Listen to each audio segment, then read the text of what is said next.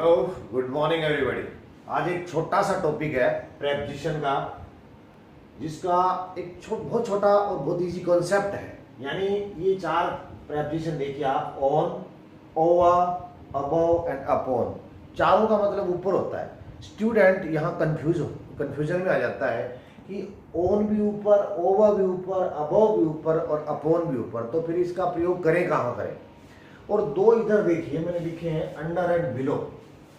Both, इन दोनों का जो सेंस होता है वो नीचे होता है, तो फिर यहाँ बिलो का प्रयोग करें कि अंडर का प्रयोग करें। तो प्रेपोजिशन में आपको ये देखना पड़ेगा कि सिचुएशन क्या है। जितने भी प्रेपोजिशन है मोर देन 100, 100 से भी ज़्यादा है। इसका करेक्ट साउंड भी बता देता हूँ आपका, प्रेप, हल्का सा पैजिशन, प्रेपोजिशन, ठीक है।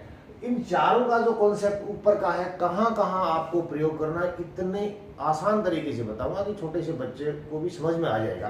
चाहे वो मतलब 8th स्टैंडर्ड का हो, 9th स्टैंडर्ड का हो, एडवांस लेवल पे भी इसके जो सेंस निकलते हैं।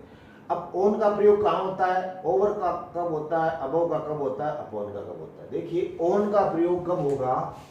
ऑन का प्रयोग जब कोई चीज, कोई व्यक्ति, वस्तु, जो भी नाउन है, वो किसी के ऊपर हो, टच कर रही हो और स्थिर हो, ठीक है ना। टच कर रही हो, स्टेबल हो, स्टेबल कंडीशन में आप इसका प्रयोग करेंगे। इसकी दूसरी जो कंडीशन है वो है टच करना भी होता है, तब आएगा ऑन। जैसे टेबल पे बुक पड़ी है, तो the book is on the table. He is sitting on the table. The pen is on the table. जिसी भी पार्टिकल पर आप रखते हो, स्थिर है, ऊपर है, उस स्थिति के अंदर। अब हालांकि टाइम के लिए भी आता है, वो टाइम के लिए कब आता है प्रयोग, जैसे सिंगल डे होगा, सिंगल डे होगा तब आप ऑन का प्रयोग करोगे। ऑन संडे, ऑन मंडे, जैसे सिंगल डे का प्रयोग करना हो तो he went, reach there on Sunday, on Monday, on Republic Day, इस तरीके से, ठीक है ना। और कई बार ऐसा भी होता है कि जैसे ही came to me on Deepawali, इसका मतलब दीपावली वाले दिन आया है। और ही came to me in Deepawali vacations, यहाँ इन आया है, जिसका मतलब मोर देन 1 डे हो गया, इसीलिए आया है दोनों के लिए। कई बार ऐसे कंफ्यूज कर देते हैं। ऑन का प्रयोग ऐसे हो जाएगा, जैसे the book is on the table, ठीक है ना, ये हो गया। इसी तरीके से अगर कोई बेंच पे बैठा है, तो बेंच के अगर साइड में हैंडल नहीं है, तो भी वहां आप ऑन का प्रयोग करोगे। ओवर, अबव, अब अबव का देखिए, अबव का प्रयोग कब होगा, यहां पर जब अबव में कोई चीज ऊपर हो, स्थिर हो, ऊपर भी हो, स्थिर हो, स्टेबल हो। मैं आपको इसका डायग्राम बना के बताऊंगा, तब ज्यादा बेटर तरीके से समझ आएगा। ऊपर हो, स्थिर हो, लेकिन आर पार ना जा रहा हो, गति ना कर रहा हो। जैसे ऊपर फैन है मेरे ऊपर, तो या स्टूडेंट्स बैठे हैं, स्टूडेंट्स के ऊपर फैन है, तो there is a fan above the students, students के ऊपर है, ठीक है ना। अबव, ऊपर हो, बीच में जगह है, गैप है इन दोनों के, इस तरह से आ जाएगा। तो अबव का प्रयोग होगा, there is a fan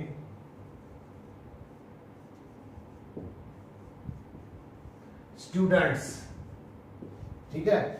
above का हो गया मतलब। अब ओवर का मतलब हो गया, ओवर का मतलब 2-3 तरह से होता है। या तो कोई वस्तु बिना छुए ऊपर से पार हो जाए, या जंप कर जाए, या स्टेबल भी हो, जंप ना करे, इधर भी है इधर भी है ना। जैसे ये चीज होती है, रिवर है, तो रिवर के ऊपर से ब्रिज या पुल जा रहा है, तो there is a bridge over the river, बिना उसको टच किए उधर से उधर पार हो गया, है ना। There is a bridge over the river, over का प्रयोग हो गया ना, कई बार टच होने की स्थिति के अंदर भी ओवर का प्रयोग होता है। वो कब होता है, जब टच हो रहा और कंप्लीटली कवर कर ले, जैसे टेबल पे आपने टेबल क्लॉथ है वो स्प्रेड कर दिया, तो यहां इस तरह से उसका प्रयोग होगा। पहले मैं वो एग्जांपल लिख देता हूं, देयर इज ए ब्रिज,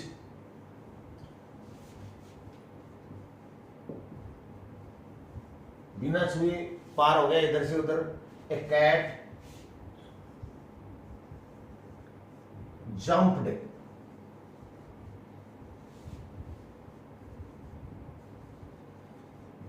यहां ओवर का प्रयोग हुआ, कैट इधर से उधर पार कर गई, तो इस स्थिति में। या इसके अलावा जैसे स्प्रेड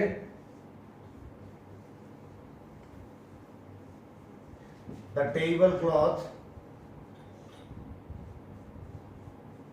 यहां क्लॉथ ओवर द टेबल, यहां CLOTHE नहीं आएगा, क्लॉथ ही आएगा। जब तक आप इससे कोई कपड़ा नहीं बना लेते तब तक ये CLOTH ही रहता है, ठीक है। तो यहां इस स्थिति में देखिए इन तीनों के अंदर ओवर का प्रयोग हुआ, यहां बिना छुए इधर से पार हो जाना, यहां कैट का उसके ऊपर ये जंप कर रहा है, ये टच भी है लेकिन टेबल के ऊपर है। अब इसमें यहां थोड़ा सा मैं एक डायग्राम बनाता हूं, एक मिनट देखना आप।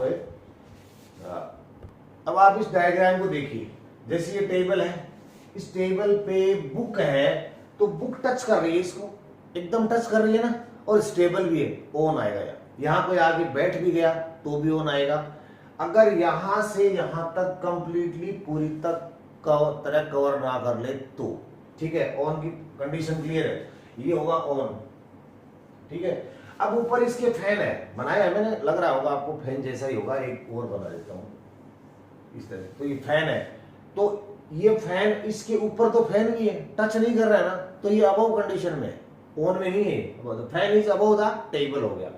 अब ओवर कब होता है, जब कोई जानवर इधर से इधर इस पे जंप कर जाए, कोई लड़का लड़की आदमी कोई इधर से उधर जंप कर जाए, तब ओवर की कंडीशन आती है। या फिर मान लीजिए कोई रिवर है या ब्रिज बना रखा है आपने, इस तरह से ये ब्रिज चला गया और नीचे से इसके पार होके एक रिवर चली जाती है, नदी जा रही है, तो ऊपर से जो ये ब्रिज है नदी के इधर से उधर पार हो गया, तो क्या होगा, इसके लिए प्रयोग किसका होगा, ओवर का। There is a bridge over the river, river के ऊपर से इधर से उधर पार हो जाता है ना, तो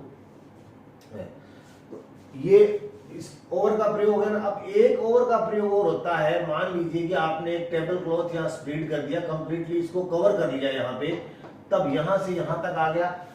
पहले हम ओवर बिना छुए इधर से उधर पार होने की स्थिति में कह रहे हैं। अब अगर कोई चीज टच भी कर रही है और पूरे को कवर भी कर रही है, तो भी यहां पर इसके लिए ओवर का प्रयोग होगा, जैसा कि हमने यहां किया, spread the table cloth over the table, ठीक है।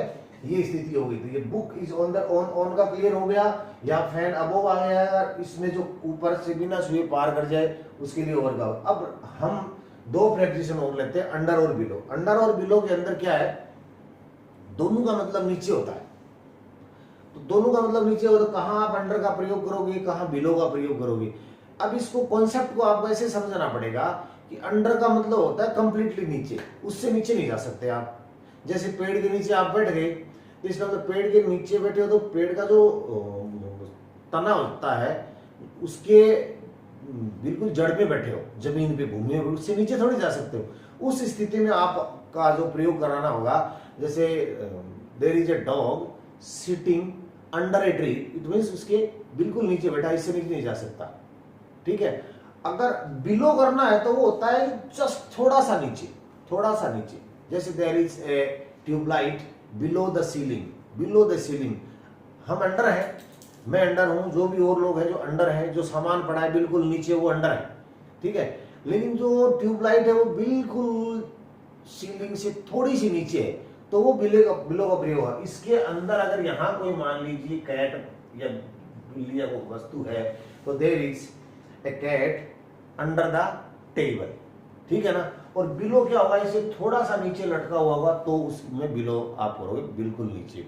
जैसे 100 से किसी ने पूछा कि आप ये सामान कितने रुपए में लेके आए, तो मतलब बिलो 100, इसका मतलब 100 से थोड़ा कम लेके आओ, 100 से कम मतलब बहुत ज्यादा नहीं है, अंडर उसमें आएगा नहीं, ये चीज है। एक चीज और रह गई, अपॉन का हमने प्रयोग नहीं देखा। अपॉन का प्रयोग कब होगा, वेरी कंफ्यूजिंग है कि अपॉन का मतलब भी ऊपर ही होता है, पहले मैंने इसको बताते समय छोड़ दिया था। अपॉन का प्रयोग तब होता है जब आप किसी के ऊपर हो, स्थिर भी नहीं हो, ऊपर से नीचे भी नहीं जा रहे हो, और ऊपर ही ऊपर एक्टिविटीज में हो।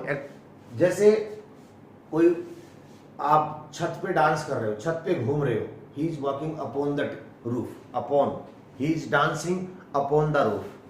और जैसे कई बार पहले इसका बहुत बेहतरीन एग्जांपल मैं आपको बताऊं कि पहले एक खिलौना आता था, उसमें कुछ वो बटन लगा देते थे, तो वो ऐसे गुड़िया डांस करती थी, गाना भी उसका पॉपुलर था, छैया छैया छैया छैया ऐसे करके ऐसे ऐसे ऐसे ऐसे करती थी। तो अगर आप इसको यहाँ रख देते हो, वो चाबी भर के वो इस पे डांस करने लग जाए, तो ऊपर ही तो है ना, तो वहां आप ऐसे करोगे, the baby doll is dancing upon the table, upon the table होगा, टेबल पे ही हरकत कर रहे हो, छत पे ही हरकत में हो, इधर उधर जा रहे हो, उस स्थिति में अपॉन हो गया।